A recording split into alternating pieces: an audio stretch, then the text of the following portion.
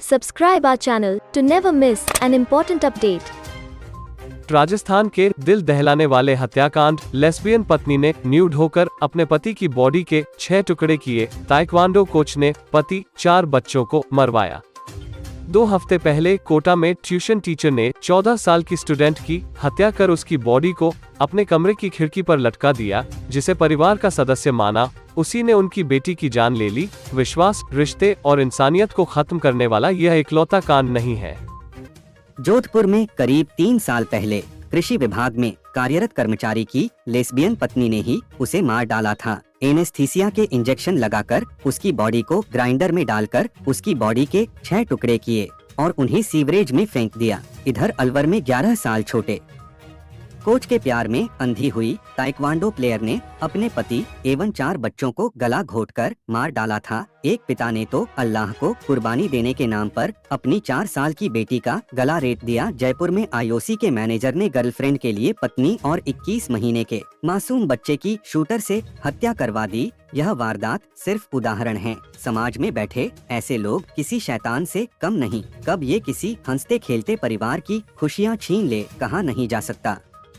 Nude होकर electric cutter से पति के 6 टुकड़े किए नागौर के चरण सिंह उर्फ सुशील जाट कृषि विभाग में आओ और उसकी पत्नी सीमा वेटनरी नर्स थी। सीमा लेस्बियन थी, इस कारण वह अपने पति को पसंद नहीं करती थी। घर वालों ने जब गौना करना चाहा तो सीमा ने पति को रास्ते से हटाने की साजिश रची। उसने 10 अगस्त 2017 की रात चरण को जोधपुर में अपनी बड़ी बहन प्रियंका और बबीता के घर बुलाया। वही साजिश रची गई। शराब के साथ कोल्ड ड्रिंक में नींद की गोलियां मिलाकर पिलाई और गला घोंटकर मार डाला। सीमा ने चरण को एनेस्थीसिया के इंजेक्शन दिए और बॉडी को बाथरूम में ले गई। न्यूड होकर सीमा ने इलेक्ट्रिक कटर से चरण की बॉडी के 6 टुकड़े किए।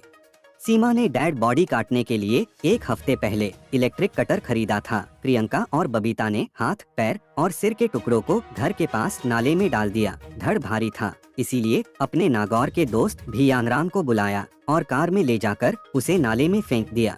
11 अगस्त को बनाड़ में सीवरेज ट्रीटमेंट प्लांट में एक थैली में 2 हाथ और पैर मिलने पर हड़कंप मच गया। कैरी बैग से पता लगा कि यह मेड़ता सिटी नागौर और पाली से खरीदे गए थे। पुलिस ने सीसीटीवी खंगाले तो हत्यारों तक पहुंच गई। पुलिस ने सीमा, उसकी बड़ी बहन बबीता और प्रियंका को कस्टडी में लिया। तीनों बहनों ने जुर्म कबूल किया। ठिकाने लगाने वाले भियानराम को भी पुलिस ने गिरफ्तार कर लिया। अगली खबर, दिसंबर 2017 में राजसमंद के राजनगर का यह केस सबसे ज्यादा चर्चा में रहा। इस मर्डर की गूंज दिल्ली तक पहुंची। शंभू लाल रैगर ने पश्चिम बंगाल निवासी मजदूर अफराजुल को खेत में 4 दीवारी निर्माण के बहाने बुलाया। शंभूलाल ने अफराजुल पर गंडासे से वार कर दिए और अपने नाबालिग भांजे से वीडियो बनाने को कहा। निर्दोष मजदूर ने तड़पते हुए कई बार जिंदगी की भीख मांगी, लेकिन शंभूलाल नहीं रुका। यह पूरा वीडियो फेसबुक लाइव था। लव जिहाद का बदला बताते हुए शंभू ने अफराजुल को पेट्रोल छिड़ककर जिंदा जला दिया। थोड़ी ही देर में यह वीडियो दुनिया भर में वायरल हो गया। हत्या करने के बाद शंभू ने शराब पी और अपने नाना ससुर के घर सो गया। हत्या के अगले दिन शंभू ने वीडियो के जरिए श्री रामेश्वर मंदिर में सरेंडर करने की बात कही। उससे पहले ही राजसमंद केलवा के बाजार से पुलिस ने उसे गिरफ्तार कर लिया। शंभू के पड़ोसियों ने बताया उसकी मुंह बोली बहन को पश्चिम बंगाल का एक युवक भगा कर ले गया था। इस घटना से शंभू के दिमाग में अल्पसंख्यकों के खिलाफ बदले की भावना भर गई। शंभू दिन भर गांजा पीता और भड़काऊ भाषण वाली वीडियो देखता। अफराजुल भी पश्चिम बंगाल के उसी गाँव में रहता था, इसलिए उसने हत्या के लिए उसे चुना। अभी वह जोधपुर जेल में है। अलवर की संतोष शर्मा की 10 साल बड़े बनवारी लाल शर्मा से शादी हुई थी। दोनों के 4 बच्चे थे। पति जॉब में व्यस्त रहता था, इसलिए दोनों में मनमुटाव होने लगा। इस बीच संतोष को 11 साल छोटे हनुमान प्रसाद से प्यार हो गया। प्यार के नशे में संतोष ने अपने पति व 4 बच्चों को मारने की साजिश रची। 2 अक्टूबर 2017 की रात संतोष ने खाने में नींद की गोलियां मिलाई और प्रेमी हनुमान को बुला लिया। हनुमान के साथ उसके दोस्त सुपारी किलर दीपक और कपिल भी आ गए। हनुमान ने कमरे में घुसते ही बनवारी का गला काट दिया। बड़ा बेटा अमन जागा। हनुमान ने उसका भी गला रेत दिया। दीपक और कपिल ने कमरे में सो रहे हैप्पी, अज्जू और निक्की की गला काटकर हत्या कर दी।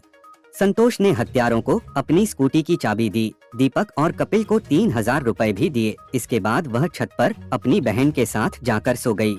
सुबह जब परिवार के लोग उठे तो घर में खून ही खून बिखरा था। संतोष दिन भर अपने घड़ियाली आंसू बहाती रही। सख्ती से पूछताछ पर संतोष ने जुर्म कबूल किए। हनुमान से उसकी मुलाकात ताइक्वांडो सीखने के दौरान हुई थी। इसके बारे में उसके पति को पता लगने के कारण दोनों में बहुत झगड़ा होता था। हनुमान से शादी के लिए उसने अपने पति के साथ बच्चों को भी मार डाला। अगली खबर, अल्लाह को कुर्बानी के नाम पर बेटी को किया हलाल। 9 जून 2018 को जोधपुर के पीपाड़ में नवाब अली कुरैशी ने 4 साल की बेटी रिजवाना की गला रेत कर हत्या कर दी। वह अपनी पत्नी शबाना और 2 बेटियों के साथ घर की छत पर सोया था। रात 3 बजे जब उसकी पत्नी शबाना की आंख खुली तो उसने बेटी रिजवाना का खून से सना शव देखा। उसने नवाब को जगाया और रिजवाना को अस्पताल ले गए, जहां उसे मृत घोषित कर दिया गया। कहानी बनाने के लिए नवाब ने कहा कि उसकी बेटी पर रात में बिल्ली ने हमला कर दिया। नवाब जल्दी से अपनी बेटी को दफनाने की तैयारी में था। आसपास के लोगों ने पुलिस को सूचना दी। सख्ती से पूछताछ के बाद नवाब ने हत्या की वारदात कबूल की। पूछताछ में उसने बताया कि उसकी बेटी ननिहाल गई हुई थी। रमजान से 1 दिन पहले उसने अपनी बेटी को घर बुला लिया। 8 जून की शाम उसने रिजवाना को शहर घुमाया और मिठाई खिलाई। रात को नींद से उठाकर उसे कलमा पढ़ाया और मुंह को हाथ से दबाकर उसे तड़पा तड़पा कर मार डाला। नवाब ने पुलिस को बताया कि वह अपनी बेटी रिजवाना को सबसे ज्यादा प्यार करता था। उसने इस कृत्य को अल्लाह के नाम पर कुर्बानी बताया। जयपुर में इंडियन ऑयल कॉरपोरेशन के सीनियर मैनेजर रोहित तिवारी का अपनी पत्नी श्वेता से झगड़ा होता था। रोहित ने अपने दोस्त के साले सुपारी किलर सौरभ चौधरी उर्फ राज को अपनी पत्नी की हत्या की सुपारी दी। विवाद से छुटकारा पाने के लिए दूसरी शादी करना चाहता था। 7 जनवरी को जयपुर के प्रताप नगर में सौरभ अकेला ही फ्लैट में आया। परिचय होने के कारण श्वेता ने उसे अंदर बिठाया और चाय पिलाई। मौका पाकर सौरभ ने कूटने वाले मुसल से श्वेता के चेहरे व सिर पर वार किए और गला रेत दिया। इसके बाद 21 महीने के बेटे की भी हत्या कर दी। सौरभ ने श्रियम का शव तौलिए में लपेटकर फ्लैट के पास खाली जगह में फेंक दिया। रोहित ने पत्नी को मारने की धमकी भी दी थी। पुलिस को रोहित पर संदेह था। जब रोहित ने श्वेता के शव को देखकर 2-3 बार आई एम सॉरी श्वेता कहा, तब शक और भी गहरा हो गया। वारदात के समय रोहित की लोकेशन उसके ऑफिस की आ रही थी। फिरौती का मैसेज देखकर पुलिस सारा माजरा समझ गई। सौरभ ने श्वेता के मोबाइल की सिम से दूसरे मोबाइल से 30 लाख फिरौती का झूठा मैसेज भेजा। पुलिस ने मोबाइल ट्रैक कर सौरभ को पकड़ा। रोहित ने भी जुर्म कबूल किया। ध्यान दीजिए, अगर किसी से मनमुटाव चल रहा है तो उसके बिहेव में बदलाव पर ध्यान दें। उनके व्यवहार में हर चीज एक्सट्रीम होगी, जैसे वह अचानक खुश होंगे या अचानक से गुस्सा करेंगे। किसी के भी अपराधी बनने के पीछे उनका बचपन कैसा बीता, उसका सर्कल कैसा है, इसकी अहम भूमिका होती है। इसी से प्रभावित होकर वे अपराध करते हैं। कई लोग पर्सनैलिटी डिसऑर्डर के कारण ऐसी वारदात करते हैं। नार्सिसिस्टिक डिसऑर्डर के लोगों को दूसरे लोगों के इमोशन से मतलब नहीं होता है।